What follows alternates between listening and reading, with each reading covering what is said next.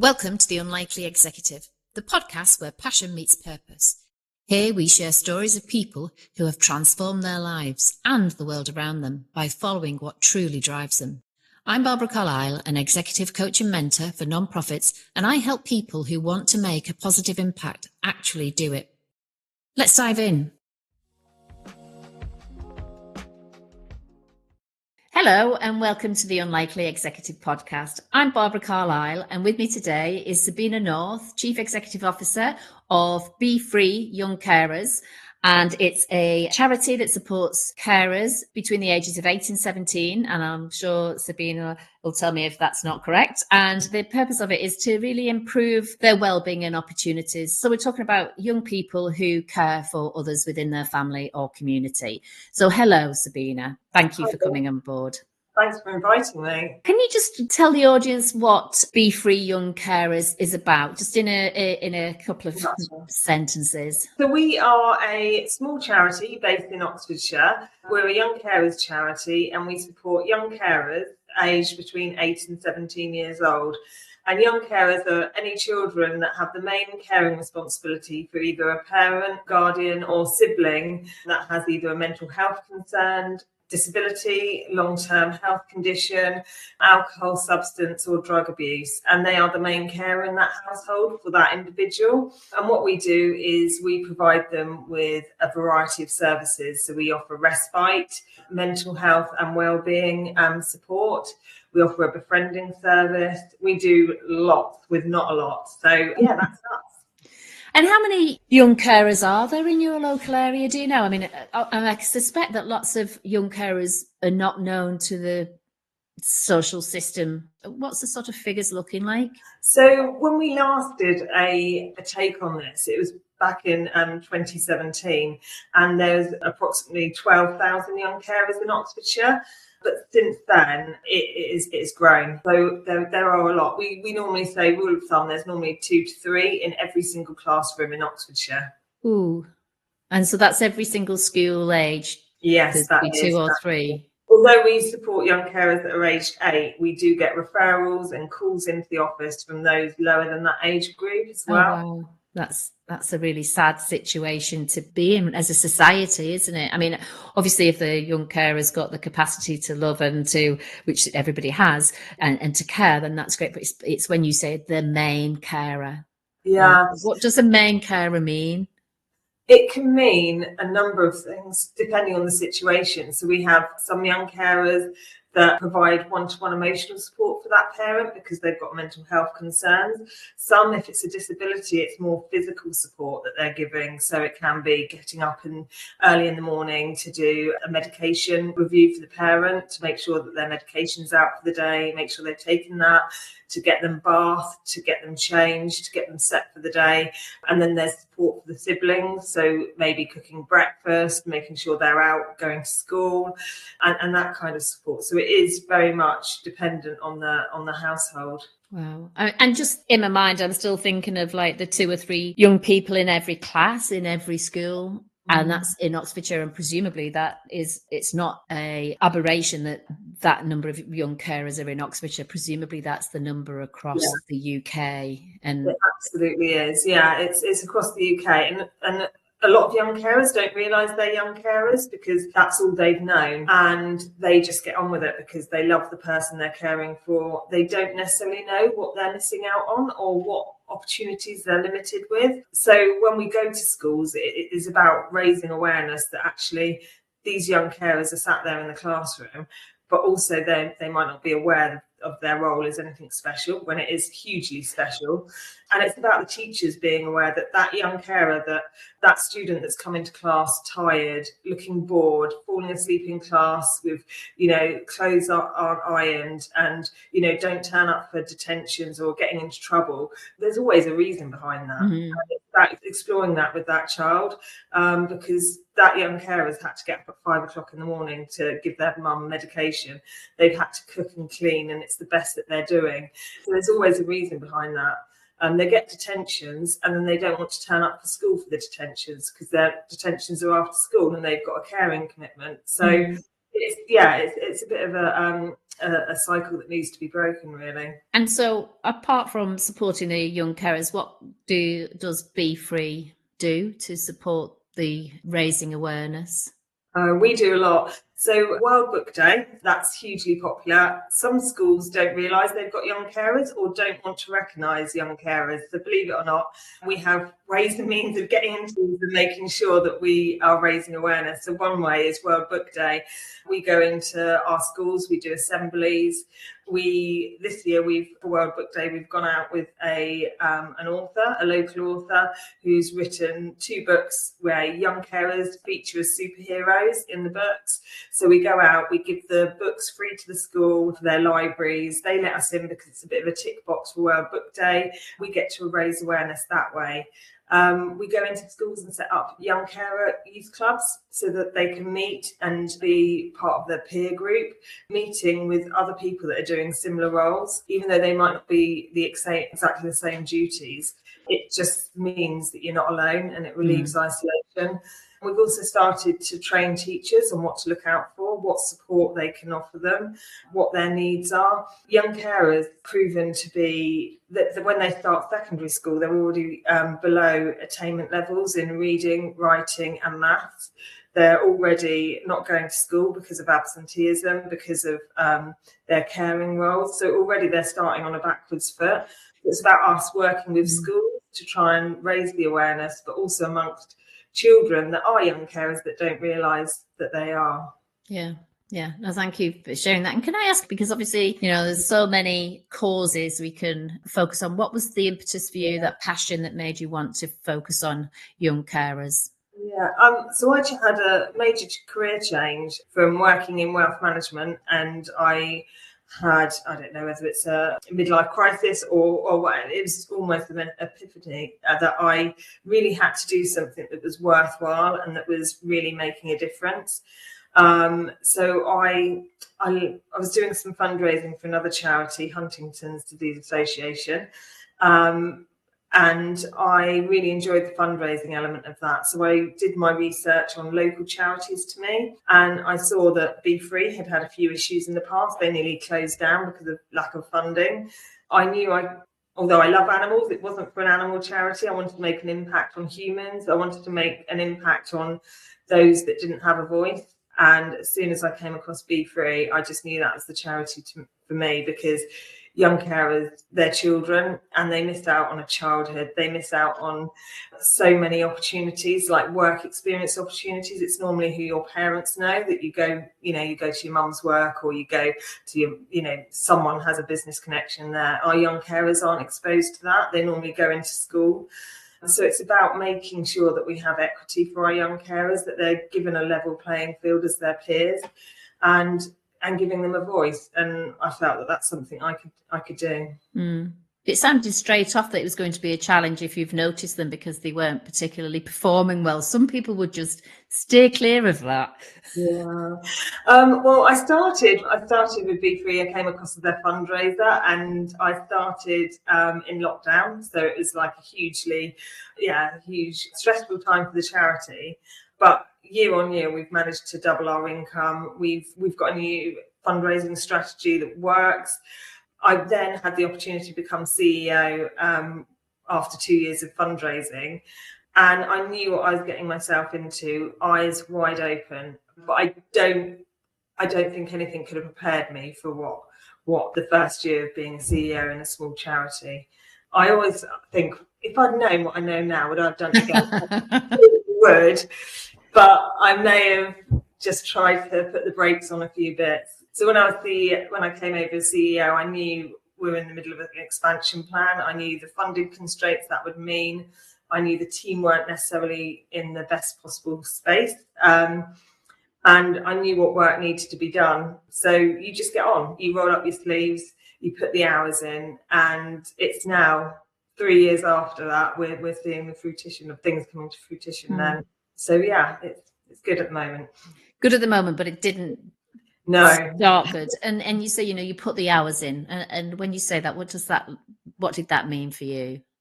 So when I was a fundraiser, I absolutely wanted to prove I could do the role. So I was I mean, in lockdown, a lot of my colleagues were put on furlough. So it was just me and my director that were working in the organisation. I had to put the hours in there. And also because I am a working mum, working mums are fantastic. They have so many transferable skills, but you always have that chip on your shoulder where you think you've got something to prove. So my work ethos has always been to put the hours in. When I became CEO, I gave myself, the first year was just so full on. I'd never ever experienced anything like that. Bear in mind, I come from a finance background, which is hugely sales oriented, competitive and target driven, to this environment. And I had to make, a fair few sacrifices. Even now, my friends will know WhatsApps, things like that, they get answered really late on in the day, and sometimes it's not the day that people send them.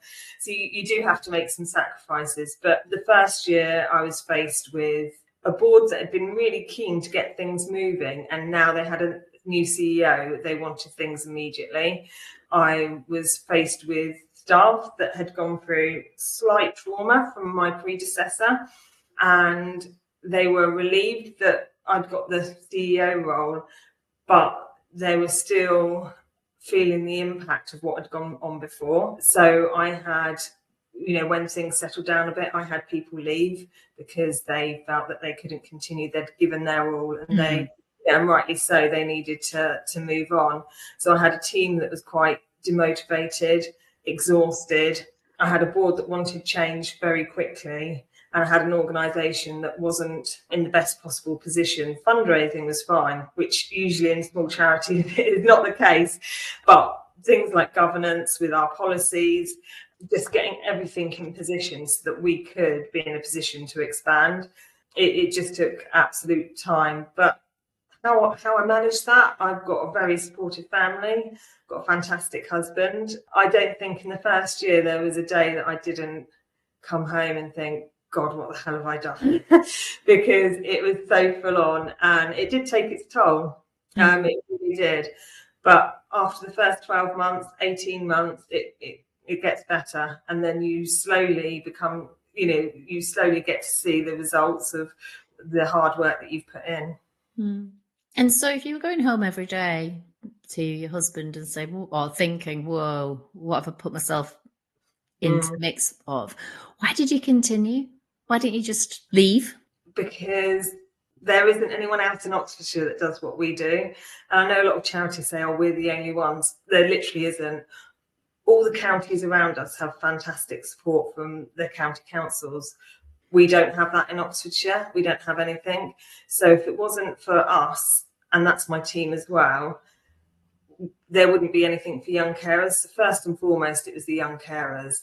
And secondly, it was the team. When I went through the interview stages for becoming CEO, I said my greatest ambition was to make this into a charity that they deserve as well as our young carers. And I think we're there. I think we're a fantastic charity, but I wanted to put in the hours to make sure that we were in a position where people wanted to come to work, people were enjoying it, people knew they were making a difference. So yeah, it was for the young carers and my team that kept me going, and we're all in this together. Yeah. And so now, are you working long hours, or have you managed to get a little bit of a work-life balance? So where we are in the year at the moment, it's really busy. It's coming up for our end of financial year. And I should put in my diary for this time next year to take a week off. So at the moment it's manic, but it is becoming manageable. I say regularly, once a quarter, my husband and I will book a day off together, and we'll go down to the local spa and we'll have a spa day. And we religiously put that in so that we get to spend time together and I can absolutely chill. I've empowered my team to do more. So they know when I'm on holiday, I can be contacted, but it should be only in emergencies, safeguarding issues, things like that. And they are really good. And it's about empowering them to realise that they've got the answers when they call me and discuss things. I'm not adding anything to that. I'm just confirming what they already know. So it is about empowering the team as well. But I'm getting the balance. I think as a small charity CEO, you're never going to be there. You're never going to have a 9-to-5 job. You're never going to do anything like that. But the reward that balances that out is the greatest ever. So, you know, this is a calling. It's not, no small charity CEO does it for the fantastic, you know, fantastic salary or the company car or anything like that. Those days are long ago.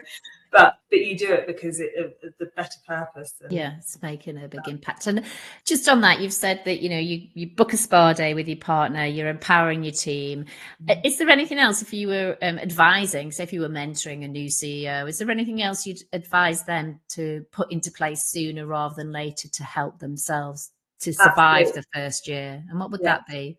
I'd say don't react quickly. I'd say take time to think about what you want to do and what you want to do for the charity, and give yourself that time. I had to hit the ground running and I knew exactly what I was getting into, but I wish I'd taken time just to take my breath and have a look at the whole situation instead of just going straight ahead. And I'd also say to get themselves a coach. Throughout my career, I've had coaches and they have been absolutely brilliant. Yeah, I didn't go down the mentoring route. I definitely wanted a coach. I'd also say take advantage of every opportunity you have for peer support.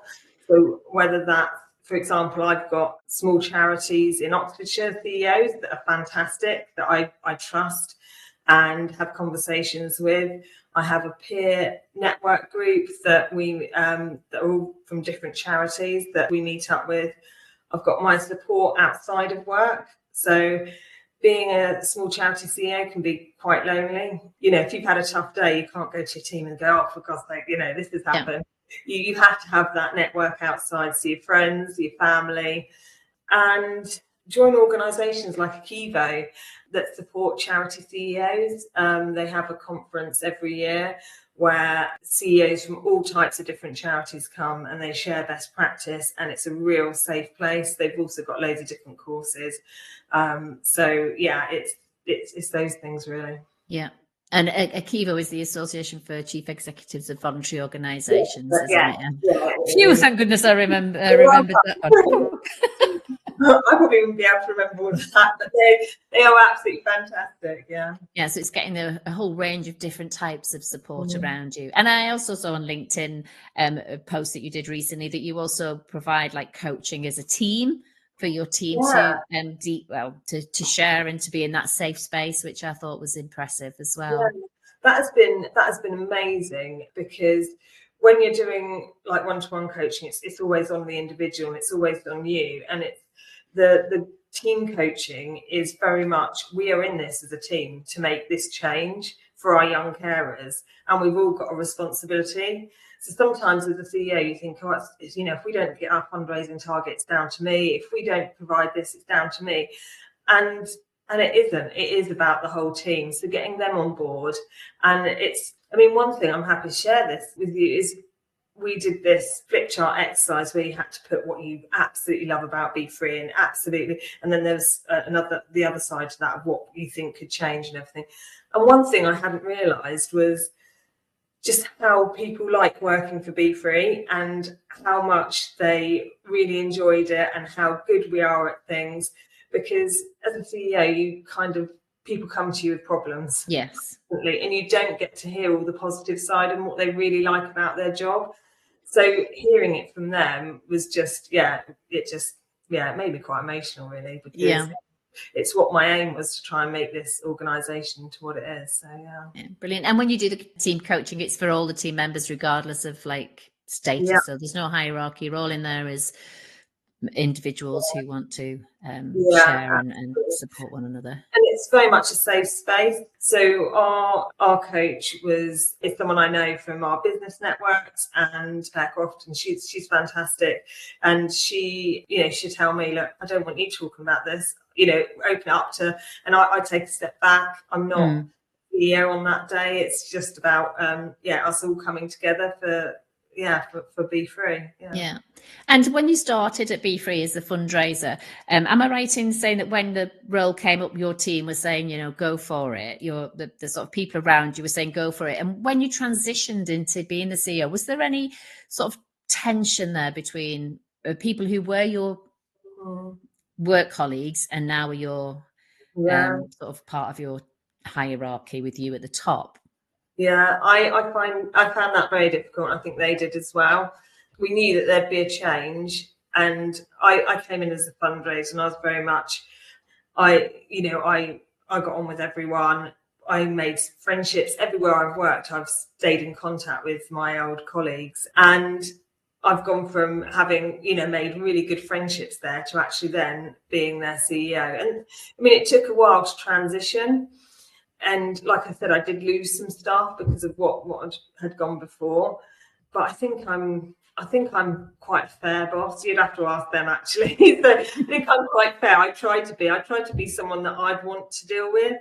And I mean, don't get me wrong, sometimes I do get things wrong, but I try and be fair with my staff. But that transition from being a colleague to CEO, one thing that hits me is Christmas dues, because I'm there and I'm like, we've organised an event and they're all, you can't be their friend. You can't be off, their drinking party. You can't have that anymore. And you have to take that the higher ground there. So, that's difficult. But then I do have my other peers that I can go out and with other CEOs and have a Christmas outside. But I think the transition from being a friend and a colleague to someone that actually has to make tough decisions. But I think as long as you communicate that with them, you explain your decisions, people that work for me because they are caring. They used to be a young carer or an adult carer. So they always have that caring aspect to their personalities. So when I've had things that have happened in my personal life, for example, my mum passed away, they just wrapped around me and they were just absolutely fantastic. So we always have that caring element and they always want to do more. So for me as a CEO, I have to say to them, we can't do this. Yes. We've got financial constraints, or we haven't got funding for that, or, we can't do that for someone that's 6 years old because of our age limit. And they don't necessarily like the answers that I give them, but as long as you give them the rationale. Yeah.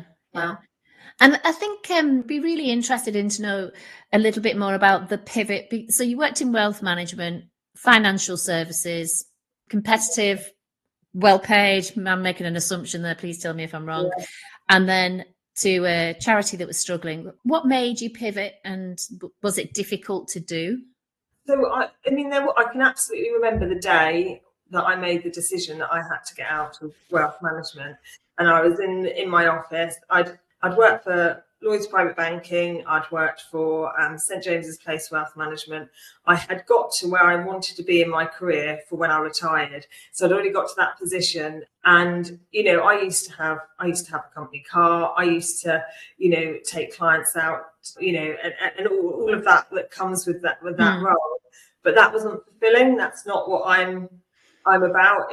I've never been quite materialistic or anything. One day I was in my office and I just thought I need something more. I think when my mum was diagnosed with Huntingdon Disease, I think that made me reassess what I wanted for my life. You only get one life. Yes. And I wanted to make sure my imprint on this world was a positive one. And I'm not saying wealth management and finance isn't positive. You can make really great changes in people's lives. But I wasn't getting what I needed out of the role. So my transferable skills, I think with the business side of things, I had already grown a practice at St James's Place. So I knew about growth. I knew about the business acumen that comes alongside that. So I was very confident in my transferable skills, networking.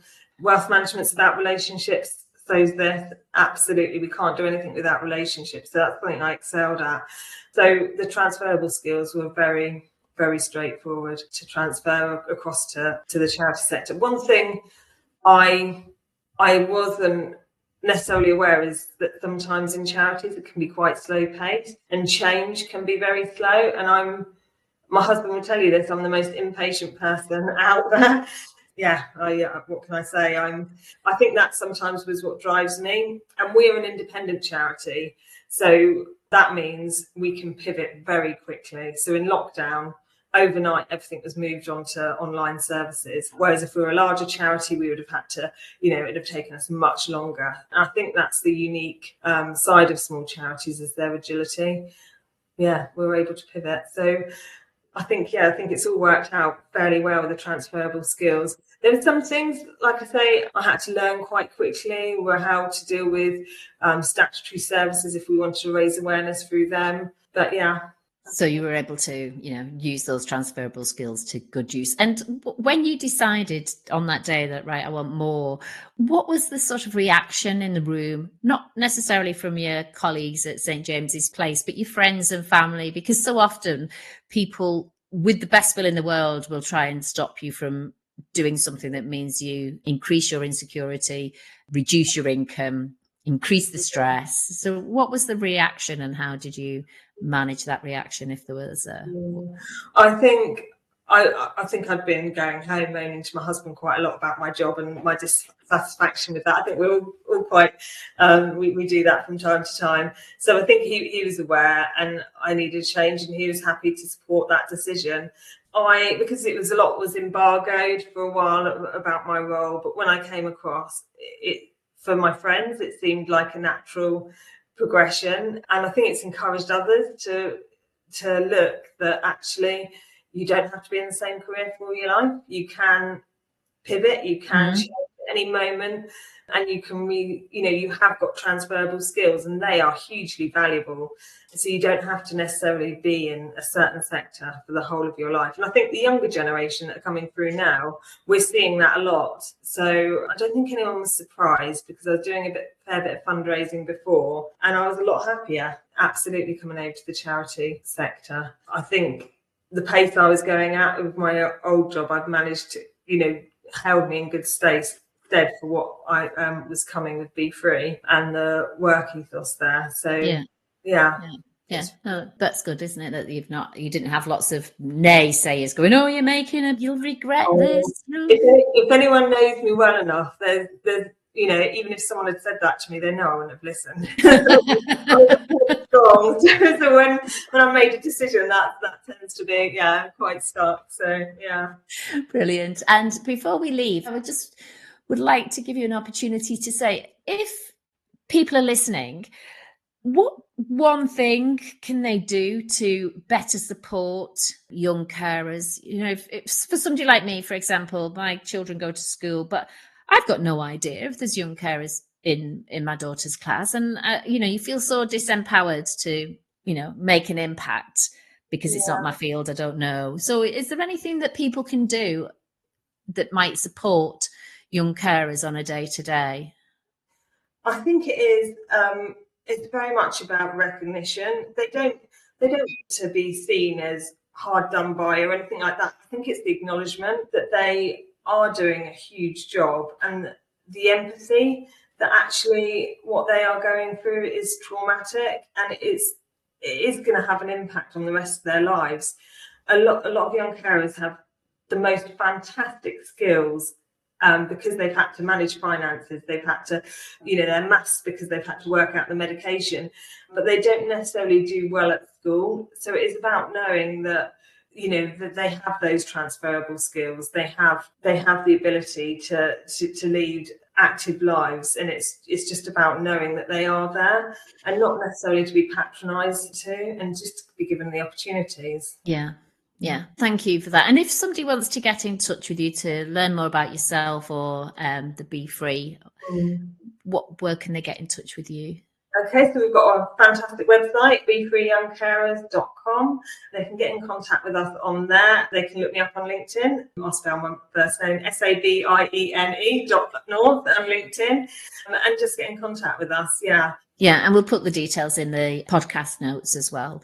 We've run out of time, but it's been a real privilege hearing your story. It's so inspiring, and I'm sure you'll continue to be an amazing CEO at Be Free and beyond. So many thanks for sharing your journey with us today. Thanks for having me.